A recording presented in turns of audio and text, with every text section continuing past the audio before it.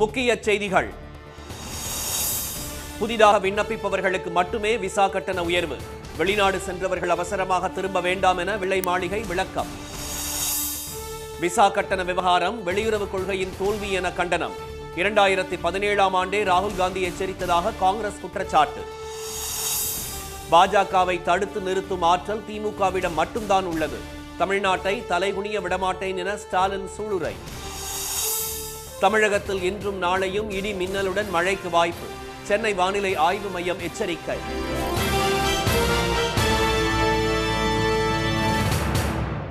வணக்கம். வணக்கம். அமெரிக்காவுக்கு புதிதாக விசா விண்ணப்பித்தவர்களுக்கு மட்டுமே கட்டண உயர்வு பொருந்தும் என்பதால் வெளிநாடு சென்றவர்கள் அவசரப்பட்டு திரும்பி வர வேண்டாம் என்று வெள்ளை மாளிகை அதிகாரிகள் தெரிவித்துள்ளனர். அமெரிக்காவில் உள்ள தகவல் தொழில்நுட்ப நிறுவனங்களில் பணியாற்றச் செல்லும் வெளிநாட்டவர்களுக்கான விசா கட்டணத்தை இந்திய மதிப்பில் 88 லட்சம் ரூபாயாக உயர்த்தி ட்ரம்ப் உத்தரவிட்டுள்ளார். இந்த கட்டண உயர்வு ஏற்கனவே அமெரிக்காவில் தங்கி பணியாற்றி வருபவர்களுக்கு பொருந்தாது என்றும், இனிமேல் அமெரிக்கா செல்பவர்களுக்கும் விசாவை புதுப்பிப்பவர்களுக்கும் மட்டுமே பொருந்தும் என்றும் தெரிவிக்கப்பட்டுள்ளது. விசா கட்டண உயர்வு இன்று முதல் அமலுக்கு வருவதாக ட்ரம்ப் அரசு அறிவித்துள்ளது. எனவே விசா கட்டண உயர்வால் கலக்கமடைந்துள்ள மென்பொருள் நிறுவனங்கள் தங்கள் ஊழியர்களை அடுத்த 2 வாரங்களுக்கு நாட்டை விட்டு வெளியே செல்ல வேண்டாம் என்று உத்தரவிட்டுள்ளது.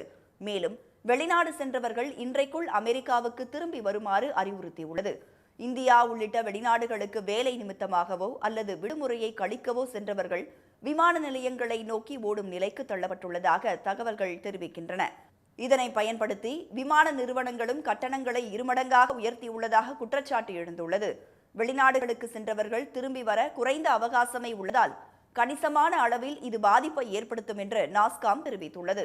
இந்நிலையில் இந்த கட்டண உயர்வு புதிதாக விசாவுக்கு விண்ணப்பித்தவர்களுக்கு மட்டுமே பொருந்தும் என்றும், ஏற்கனவே அமெரிக்காவில் தங்கி உள்ளவர்களுக்கும் புதுப்பிப்பவர்களுக்கும் இந்த கட்டண உயர்வு பொருந்தாது என்றும் வெள்ளை மாளிகை அதிகாரிகள் தெரிவித்துள்ளனர். எனவே வெளிநாடு சென்றுள்ள ஊழியர்களும் அவர்களின் குடும்பத்தினரும் இன்றைக்குள் திரும்பி வர வேண்டும் என்ற கட்டாயம் இல்லை என்று அவர்கள் விளக்கம் அளித்துள்ளனர். இதனிடையே விசா கட்டண உயர்வு மென்பொருள் நிறுவனங்களையும் அந்த நிறுவனங்களில் பணியாற்றும் லட்சக்கணக்கான இந்திய பொறியாளர்களையும் அதிர்ச்சியில் ஆழ்த்தியுள்ளது. அமெரிக்காவின் இந்த நடவடிக்கை மனிதாபிமான அடிப்படையில் பின்விளைவுகளை ஏற்படுத்தக்கூடும் என்று இந்திய வெளியுறவு அமைச்சகம் கவலை தெரிவித்துள்ளது. அதிலும் குறிப்பாக குடும்பங்கள் பலவற்றுக்கு ஏற்படுத்தியுள்ள சிதைவால் பின் விளைவுகள் ஏற்படும் என்று குறிப்பிட்டுள்ள வெளியுறவு அமைச்சகம், இவை அனைத்தும் அமெரிக்க அதிகாரிகளால் பொருத்தமாக கையாளப்படும் என்று நம்பிக்கையுடன் உள்ளதாக கூறியுள்ளது. மற்ற நாடுகளை சார்ந்திருப்பதுதான் நமது ஒரே உண்மையான எதிரி என்று பிரதமர் திரு மோடி தெரிவித்துள்ள நிலையில் பலவீனமான பிரதமர் என்று அவர் எதிர்க்கட்சித் தலைவர் திரு ராகுல் காந்தி விமர்சித்துள்ளார். அமெரிக்காவில் தங்கி பணி செய்யும் வெளிநாட்டவர்களுக்கான விசா கட்டணத்தை 88 லட்சமாக உயர்த்தி அந்நாட்டு அதிபர் ட்ரம்ப் நேற்று முன்தினம் அறிவித்தார். இந்நிலையில் குஜராத்தின் பவ் நகரில் நேற்று நடைபெற்ற நிகழ்ச்சியில் 34,200 கோடி ரூபாய் மதிப்புள்ள பல்வேறு திட்டங்களை தொடங்கி வைத்த பிறகு பேசிய திரு மோடி, வெளிநாடுகளை சார்ந்திருப்பது அதிகமாக இருந்தால் நாட்டின் தோல்வி அதிகமாகும் என்று கூறினார். உலகில் அதிக மக்கள் தொகை கொண்ட நமது நாட்டில் அமைதி, ஸ்திரத்தன்மை, செழிப்பை பேணுவதற்கு தற்சார்பு அவசியம் என்று அவர் தெரிவித்தார். உலகில் நமக்கு மிகப்பெரிய எந்த எதிரியும் இல்லை என்ற திரு மோடி, நமது உண்மையான எதிரி மற்ற நாடுகளை சார்ந்திருப்பதுதான் என்று கூறினார். सच्चे अर्थ में अगर हमारा कोई दुश्मन है तो वो है दूसरे देशों पर हमारी निर्भरता. यही हमारा सबसे बड़ा दुश्मन है और हमें मिलकर भारत के इस दुश्मन को, निर्भरता वाले दुश्मन को हराना ही होगा. நாம் ஒன்றாக இந்த எதிரியை தோற்கடிக்க வேண்டும் என்று கூறிய திரு மோடி, இந்தியாவின் அனைத்து பிரச்சனைகளுக்கும் தீர்வாக ஒரே மருந்தாக தன்னம்பிக்கையே உள்ளதாக தெரிவித்தார். சிப்கள் முதல் கப்பல்கள் வரை அனைத்தையும் நாம் தயாரிக்க வேண்டும் என்று அவர் தெரிவித்தார். இதனிடையே அமெரிக்க அதிபர் ட்ரம்பின் விசா கட்டண உயர்வு குறித்த செய்தியை தமது எக்ஸ் பக்கத்தில் பகிர்ந்துள்ள எதிர்க்கட்சித் தலைவர் திரு ராகுல் காந்தி, நான் மீண்டும் சொல்கிறேன், இந்தியாவில் பலவீனமான பிரதமர் இருக்கிறார் என்று கூறியுள்ளார். இதுபோன்ற ஏதாவது நடக்கப் போகிறது, ஏதாவது செய்யுங்கள் என்று திரு மோடியை 2017ஆம் ஆண்டே திரு ராகுல் காந்தி கேட்டுக்கொண்டதாகவும், ஆனால் தற்போது வரை அவர் மௌனமாகவே இருப்பதாகவும் காங்கிரஸ் செய்தி தொடர்பாளர் திரு பவன் கேரா தெரிவித்துள்ளார். தேசிய நலன்கள் மிகவும் உயர்ந்தவை என்று கூறியுள்ள காங்கிரஸ் தலைவர் திரு மல்லிகார்ஜுன கார்கே, அரவணைப்புகள், வெற்று முழக்கங்கள், இசை நிகழ்ச்சிகள் மற்றும் மக்களை மோடி மோடி என்று முழக்கமிட வைப்பது வெளியுறவு கொள்கை அல்ல என்று சாடியுள்ளார். வெளியுறவு கொள்கை என்பது தேசிய நலன்களை பாதுகாப்பது, இந்தியாவை முதன்மையாக வைத்திருப்பது மற்றும் அறிவு சமநிலையுடன் நட்பை வழி நடத்துவது ஆகும் என்றும், மேலோட்டமான துணிச்சலுக்கு அப்பால் இந்தியாவின் தேசிய நலனை முதன்மையாக வைத்திருக்க வேண்டியது அவசியம் என்றும் அவர் தெரிவித்துள்ளார். அனுபவம், வலிமை, கொள்கை தெளிவுடன் பாஜகவை தடுத்து நிறுத்தும் ஆற்றல் திமுகவுக்கு மட்டுமே இருக்கிறது என முதலமைச்சர் திரு மு க ஸ்டாலின் தெரிவித்துள்ளார். மக்களுடன் ஸ்டாலின் செயலி வாயிலாக பொதுமக்கள் கேட்ட கேள்விகளுக்கு பதிலளித்துள்ள அவர், ஆக்ஸ்போர்ட் பல்கலைக்கழகத்தில் பெரியாரின் படத்தை திறந்து வைத்து அவரை பற்றி பேசியபோது தமக்கு மெய்சிலிர்த்து விட்டதாக கூறினார். ஜெர்மனி, லண்டனில் உள்ள தமிழர்கள் பலர் இடஒதுக்கீட்டில் படித்து முன்னேறியவர்கள் என்றும், முதல் தலைமுறை பட்டதாரி கல்விக் கடனை கலைஞர் ரத்து செய்ததுதான் இந்த அளவு முன்னேறி வர காரணம் என்றும் தெரிவித்ததாக கூறிய திரு ஸ்டாலின், பல மறக்க முடியாத அனுபவங்களை ஐரோப்பிய பயணம் கொடுத்திருப்பதாக தெரிவித்தார். தமிழகத்தில் பெண்களுக்கு வேலை வாய்ப்பில் அளிக்கப்படும் முக்கியத்துவத்தை முதலீட்டாளர்கள் பாராட்டியதாக தெரிவித்த முதலமைச்சர், மாநிலத்தின் பல்வேறு பகுதிகளில் முதலீடுகள் செய்ய அவர்கள் ஆர்வமாக உள்ளதாகவும் தெரிவித்தார். இந்தியாவிலேயே அதிக எண்ணிக்கையில் பெண்களுக்கு நம்ம வேலைவாய்ப்பு கொடுத்துருக்கிறத பெருமையோடு சொன்னாங்க. ஒரு செக்டராக மட்டும் ஃபோக்கஸ் பண்ணாமல் எல்லா செக்டாருக்கும் முக்கியத்துவம் கொடுத்து புதுசாக வளர்ந்து வர துறைகள் மேலேயும் கவனம் செலுத்துறதையும் அவங்க அதிகமாக பாராட்டி பேசுகிறாங்க. தமிழ்நாட்டில் பல்வேறு பகுதிகளில் முதலீடு செய்ய ஆர்வமாக இருக்காங்க. இந்த மாற்றத்தையும் வளர்ச்சியும் அடுத்த கட்டத்துக்கு எடுத்துகிட்டு போகணும்னு நான் விரும்புகிறேன். நீட், ஹிந்தி திணிப்பு, கீழடி அறிக்கையை மறைப்பது என தமிழகத்தை பல வகையிலும் பாஜக குறிவைப்பதாக குற்றம் சாட்டிய திரு ஸ்டாலின், அந்த கட்சியை எதிர்ப்பதாக வெளியில் பலர் சொன்னாலும் அனுபவம், வலிமை, கொள்கை தெளிவுடன் பாஜகவை தடுத்து நிறுத்தும் ஆற்றல் திமுகவிடம் மட்டும்தான் இருப்பதாக கூறினார். அவங்க கூட்டணிக்குள்ளேயே பல குழப்பங்கள் இருந்தாலும் திமுக வந்துடக்கூடாதுன்னு குறியாக இருக்காங்க. பாஜகவை எதிர்க்கிறதா வெளியில் நிறைய பேர் சொல்லிக்கலாம். ஆனால் அனுபவம், வலிமை, கொள்கை தெளிவோடு பாஜகவை தடுத்து நிறுத்துகிற ஆற்றல் திமுகட்ட மட்டும்தான் இருக்குது. திமுக ஆட்சி நீடித்தால்தான் தமிழகம் தொடர்ந்து தலைநிமிர்ந்து நடக்க முடியும் என்று தெரிவித்த திரு ஸ்டாலின், திராவிட மாடல் ஆட்சியில் மகளிர் உரிமை தொகை, விடியல் பயணம், நான் முதல்வன் என ஏராளமான திட்டங்களை கொண்டு வந்திருப்பதாக சுட்டிக்காட்டினார். இது ஒரு தொடக்கம்தான் என்ற அவர், திராவிட மாடல் 2.0விலும் இது தொடரும் என்றார். தமிழ்நாடு மற்றும் புதுச்சேரியில் இன்றும் நாளையும் இடி மின்னலுடன் மழைக்கு வாய்ப்புள்ளதாக சென்னை வானிலை மையம் தெரிவித்துள்ளது. கடந்த சில நாட்களாக மாநிலம் முழுவதும் பரவலாக மழை பெய்து வரும் நிலையில் செங்கல்பட்டு மாவட்டம் செய்யூர், வெண்ணாங்கப்பட்டு, சூனாம்பேடு உள்ளிட்ட பகுதிகளில் நேற்று பெய்த மழையால் தாழ்வான பகுதிகளில் தண்ணீர் தேங்கியது. திருவண்ணாமலை மாவட்டம் வந்தவாசி, ஆரணி, மும்முனி, காரணி, கொசப்பட்டு ஆகிய பகுதிகளில் பலத்த மழை பெய்தது. வெள்ளப்பெருக்கு ஏற்பட்டுள்ளதால் ஜவ்வாது மலையில் உள்ள பீமன் அருவியில் குளிக்க தடை விதிக்கப்பட்டுள்ளது.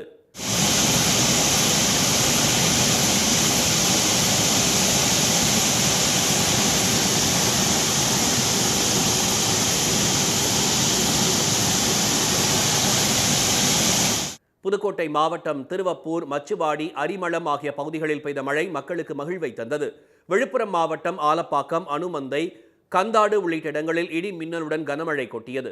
மரக்காணத்தில் வெளுத்து வாங்கிய மழையால் சாலைகளில் வெள்ளம் பெருக்கெடுத்து ஓடியது.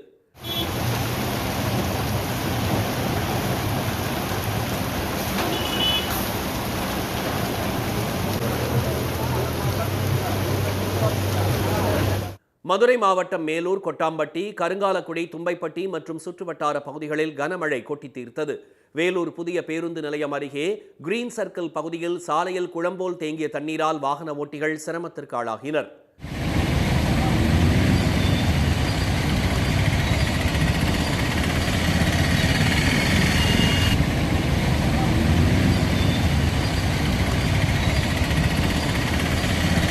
திருப்பூர் மாவட்டம் அவினாசி, கருவலூர், மடத்துப்பாளையம் உள்ளிட்ட இடங்களிலும் பலத்த மழை கொட்டியது.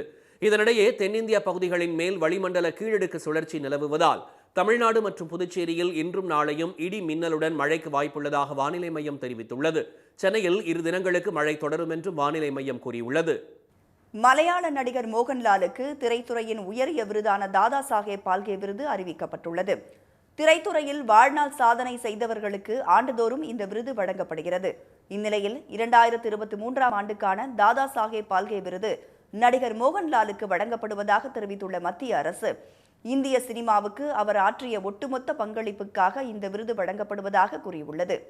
வரும் 23ஆம் தேதி 71வது தேசிய திரைப்பட விருதுகள் வழங்கப்படும் விழாவில் அவருக்கு இந்த விருது வழங்கப்படும். நடிகர் மோகன்லாலின் தனித்துவமான திறமை, நிபுணத்துவம், கடின உழைப்பு ஆகியவை இந்திய திரைத்துறை வரலாற்றில் அவருக்கு சிறந்த இடத்தை பெற்று தந்துள்ளது. நடிகர், இயக்குனர், தயாரிப்பாளர் என இந்திய திரைத்துறைக்கு மோகன்லால் ஆற்றிய சிறப்பான பங்களிப்புக்காக விருது வழங்கப்படுகிறது. 65 வயதான மோகன்லால் தமிழ், தெலுங்கு, கன்னடம், இந்தி உட்பட பல மொழிகளில் சுமார் 400க்கும் மேற்பட்ட திரைப்படங்களில் நடித்துள்ளார். தற்போது விருஷபா என்ற பான் இந்தியா படத்தில் நடித்துள்ளார். மோகன்லாலுக்கு ஏற்கனவே பத்மஸ்ரீ, பத்மபூஷன் ஆகிய விருதுகள் வழங்கப்பட்டுள்ளன. நடிகர்கள் சிவாஜி கணேசன், ராஜ் கபூர், அமிதாப் பச்சன், ரஜினிகாந்த், இயக்குநர்கள் அடூர் கோபாலகிருஷ்ணன், கே. பாலச்சந்தர் உள்ளிட்டோர் தாதா சாஹேப் பால்கே விருதை பெற்றுள்ளது குறிப்பிடத்தக்கது. தாதா சாஹேப் விருது பெறும் மோகன்லாலுக்கு திரைத்துறையினர் உள்ளிட்ட பல்வேறு துறையினரும் வாழ்த்துக்களை தெரிவித்து வருகின்றனர். சத்தியமங்கலம் அடுத்த ஆசனூரில் கரும்பு தேடி சாலைக்கு வந்த யானையால் போக்குவரத்து பாதிக்கப்பட்டது. ஈரோடு மாவட்டம் தாழவாடி மலை பகுதிகளில் விளையும் கரும்புகள் ஆசனூர் வழியாக தனியார் சர்க்கரை ஆலைகளுக்கு அனுப்பப்படுகின்றன. லாரிகளில் உள்ள கரும்பின் வாசனையை மோப்பம் பிடிக்கும் யானைகள் கரும்புகளை தேடி வருவதுடன் அங்கேயே நின்றபடி சாப்பிடுவதால் போக்குவரத்து பாதிக்கப்படுகிறது. கரும்பு இல்லாத பட்சத்தில் கோபமடையும் யானைகள் வாகனங்களை சேதப்படுத்துகின்றன. இந்நிலையில் ஆசனூர் அருகே நேற்று சாலையில் உலா வந்த யானை ஒன்று ஆங்காங்கே நிறுத்தப்பட்ட வாகனங்களுக்கிடையே குறுக்கும் நெடுக்குமாக நடந்து சென்று சோதனையிட்டதால் வாகன ஓட்டிகள் அச்சமடைந்தனர். பின்னர் லாரி ஒன்றில் இருந்த கரும்பை யானை ருசித்து சாப்பிட்டது.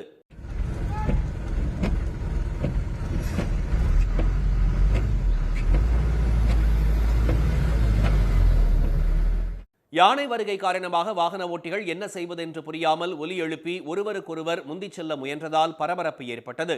வனப்பகுதி சாலைகளில் கரும்பு ஏற்றிச் செல்லும் லாரிகளை உரிய பாதுகாப்பு ஏற்பாடுகளுடன் இயக்க வேண்டும் என வனத்துறையினர் அறிவுறுத்தியுள்ளனர். இனி வருவது செய்தி துளிகள். ஓய்வு பெற்ற மின்வாரிய ஊழியர்களுக்கு பழைய ஓய்வூதிய திட்டத்தை நடைமுறைப்படுத்த வேண்டும் என தமிழ்நாடு மின்வாரிய ஓய்வு பெற்ற தொழிலாளர் அலுவலர் சங்கம் வலியுறுத்தியுள்ளது. பொள்ளாச்சியில் அச்சங்கத்தின் மாநில செயற்குழு கூட்டம் நடைபெற்றது. இந்த கூட்டத்தில் கோவை, திருப்பூர், ஈரோடு உள்ளிட்ட பல்வேறு மாவட்டங்களில் இருந்து உறுப்பினர்கள் கலந்து கொண்டனர். காப்பீட்டுத் தொகை 2 லட்சம் ரூபாய் கேட்டு விண்ணப்பித்தால் 30,000 ரூபாய் மட்டுமே வழங்கப்படுவதற்கு பதிலாக முழு தொகையும் வழங்க வேண்டும் என்பது உள்ளிட்ட கோரிக்கைகளையும் வலியுறுத்தி இந்த கூட்டத்தில் தீர்மானங்கள் நிறைவேற்றப்பட்டன. மதுரை மாவட்டம் திருமங்கலத்தைச் சேர்ந்த கார்த்திக் என்ற ரஜினி ரசிகர் நவராத்திரிக்காக திரைப்படங்களில் இடம்பெற்ற ரஜினியின் கதாபாத்திரங்களை 500க்கும் மேற்பட்ட மர பொம்மைகளாக வடிவமைத்து தனது வீட்டில் காட்சிப்படுத்தியுள்ளார். இந்த கொலுலை டாப் மோஸ்ட் சிறப்பம்சம் என்னன்னா, இந்த ஆண்டு எங்க குலசாமி ரஜினிகாந்த் எங்களுக்கு கொடுத்த படையப்பா சிலையை நாங்க வச்சிருக்கிறோம். முதல் ஒரு 5 படி பாத்தீங்கன்னா தலைவர் நடிச்ச சினிமாட்டிக்கான ஸ்டில் ஃபுல்லா செலக்ட் பண்ணி வச்சிருக்கோம். ஒவ்வொரு ஸ்டெப்ஸ்லயும் அவர் படத்துல சொன்ன விவசாயம் காப்போம், எம்மதமும் சம்மதம், தெய்வம் நின்று கொள்ளும், மது தினம் தினம் கொள்ளும், அந்த மாதிரி சமுதாயத்துக்கு அறிவுபூர்வமான கருத்துக்களை வச்சிருக்கிறோம். அவர் நம்மளுக்கு சொன்ன நல்ல கருத்துக்கள் படி நம்மளும் நடக்கணும் அப்படின்ற மாதிரி ஒவ்வொரு கருத்தையும் வலியுறுத்தி ஒவ்வொரு ஸ்டெப் வச்சிருக்கோம். ஒரு 2 months இதுக்காண்டி செலக்ட் பண்ணி முயற்சி பண்ணி சிறப்பா பண்ணணும் அப்படின்னு சொல்லி பண்ணியிருக்கோம். கார்த்திக் குடும்பத்தினர் ஏற்கனவே ரஜினி சிலையுடன் கோயில் அமைத்து பூஜை நடத்தி வருவது குறிப்பிடத்தக்கது. திருப்பூர் மாவட்டம் அவிநாசியை அடுத்த உப்பிலிப்பாளையத்தில் கோழிப்பண்ணை கட்டிடம் கட்டும் பணி நடைபெற்ற போது சுவர் சரிந்து விழுந்ததில் இடிபாடுகளில் சிக்கி கூலி தொழிலாளர்கள் 2 உயிரிழந்தனர். காயமடைந்த மேலும் 2 மீட்கப்பட்டு சிகிச்சைக்காக மருத்துவமனையில் சேர்க்கப்பட்டுள்ளனர். பெரும் பணக்காரர்களுக்கு வரியை மத்தியில் ஆளும் பாஜக தலைமையிலான மோடி அரசு குறைத்ததாக காங்கிரஸ் மக்களவை உறுப்பினர் திரு மாணிக்கம் தாக்கூர் விமர்சித்துள்ளார். அதுதான் அவர்களது கொள்கை என்றும் அம்பானி, அதானி போன்றவர்களுக்கு வரியை உயர்த்துவது காங்கிரசின் கொள்கை என்றும் அவர் கூறினார். சிறு வியாபாரிகளுக்கான வரியை அதிகப்படுத்தி பெரும் பணக்காரர்களுக்கு வரியை குறைப்பது சரியல்ல என்று திரு மாணிக்கம் தாக்கூர் தெரிவித்தார். திருப்பதி ஏழுமலையான் கோயில் உண்டியல் காணிக்கை என்னும் பணியில் 100 கோடி ரூபாய் திருட்டு நடந்த விவகாரத்தில் கடந்த ஆட்சியில் லோக் அதாலத் மூலம் தீர்வு காணப்பட்டதை ஆந்திர உயர்நீதிமன்றம் ரத்து செய்துள்ளது. 100 கோடி ரூபாய் மதிப்புள்ள தங்கம், வைரம், வெளிநாட்டு பணத்தை திருமலை பெரிய ஜீயர் மடத்தை சேர்ந்த எழுத்தர் ரவிக்குமார் பல கட்டங்களாக திருடியதாக குற்றம் சாட்டப்பட்டது. இந்த விவகாரத்தில் மரத்தடியில் பஞ்சாயத்து செய்வது போல் அதிகாரிகளும் காவல்துறையினரும் செயல்பட்டதாக விமர்சனங்கள் எழுந்தன. இந்த வழக்கில் லோக் அதாலத் வழங்கிய தீர்ப்பை ரத்து செய்த நீதிமன்றம் அனைத்து ஆவணங்களையும் சமர்ப்பிக்க உத்தரவிட்டுள்ளது. தென்காசி மாவட்டம் சங்கரன் கோவிலில் வேளாண்மை பொறியியல் துறை சார்பாக வேளாண் இயந்திரங்கள் மற்றும் கருவிகள் பராமரிப்பு தொடர்பான கண்காட்சி நடைபெற்றது. இந்த கண்காட்சியில் 12க்கும் மேற்பட்ட பிரிவுகளில் வேளாண் கருவிகள் காட்சிப்படுத்தப்பட்டிருந்தன. விவசாயிகளுக்கு தேவையான கருவிகளை என்ன செய்யறோம்னா விற்பனைக்கும் அதை சரி பார்க்க முறை சர்வீஸுக்கும் நாங்கள் இந்த மாதிரி ஒரு மேளா ஒன்று அனுப்பிச்சிருக்கோம். இந்த மேளா பார்த்தீங்கன்னா மொத்தம் ஒரு 12 ஸ்டால் மட்டும் இந்த மேளாவில் போட்டிருக்கோம். இந்த 12 ஸ்டாலில் பார்த்தீங்கன்னா பல்வேறு வகையான பல்வேறு கம்பெனி என்ன பண்ணியிருக்காங்கன்னா தன்னுடைய வாகனத்தை கொண்டு வந்திருக்காங்க. மீண்டும் முக்கிய செய்திகள். அமெரிக்காவுக்கு புதிதாக விசா விண்ணப்பித்தவர்களுக்கு மட்டுமே கட்டண உயர்வு பொருந்தும் என்பதால் வெளிநாடு சென்றவர்கள் அவசரப்பட்டு திரும்பி வர வேண்டாம் என்று வெள்ளை மாளிகை அதிகாரிகள் தெரிவித்துள்ளனர். விசா கட்டண உயர்வு விவகாரம் வெளியுறவு கொள்கையின் தோல்விதான் காரணம் என காங்கிரஸ் குற்றம் சாட்டியுள்ளது. அனுபவம், வலிமை, கொள்கை தெளிவுடன் பாஜகவை தடுத்து நிறுத்தும் ஆற்றல் திமுகவுக்கு மட்டுமே உள்ளதாக ஸ்டாலின் தெரிவித்துள்ளார். இத்துடன் இந்த செய்திகள் நிறைவடைந்தன. மீண்டும் சன் டிவியில் செய்திகள் மாலை 6 மணிக்கு. செய்திகளை உடனுக்குடன் தெரிந்து கொள்ள QR கோடை ஸ்கேன் செய்து சன் நியூஸ் வாட்ஸ்அப் சேனலில் இணைந்திருங்கள். வணக்கம். வணக்கம்.